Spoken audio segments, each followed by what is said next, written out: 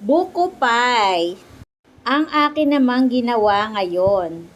Lahat ay ating itatry gawin para tayo ay mayroong i-content, mga mami. Ang ending, mayroon na akong ikinontent sa Reels, mayroon pa kaming merienda. Una po, gumawa muna ako ng crush ng ating buko pie. 2 cups all-purpose flour, kalahating tasang tubig, 2 kutsarang asukal, at 1 kutsarang mantika, konting asin. Ayan po, i-mix lang natin. Pagkatapos po ay ating masahin. Ayan. Atin lang pong masahin mabuti. Lilagay ko siya sa isang lalagyan. Lagyan muna natin ng harina para hindi siya dumikit.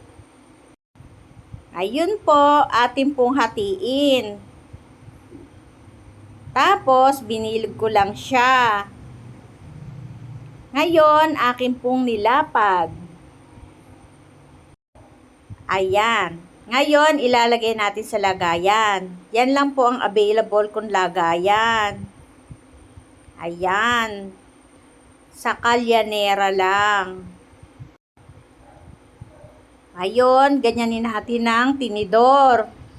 Ayun po, gawa na tayo ng palaman. 1/2 cup ng cornstarch at 1/2 tasang sabaw ng buko, 1 sachet ng milk powder, 1/4 cup ng asukal at konting asin.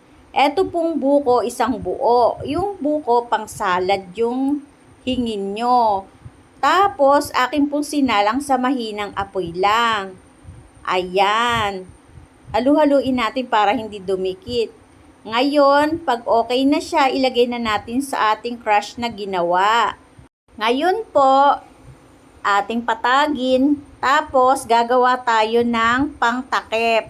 Ito po yung crush na natira natin. Ipapatong natin sa ibabaw ng ating buko pie. Ayan.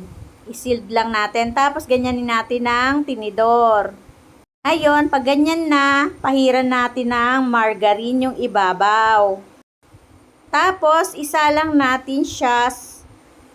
Sinalang ko lang siya sa air fryer. Wala akong oven. Ng 20 minutes. Palamigin muna natin. Nang lumamig na, ito po ay akin nang inalis sa lagayan.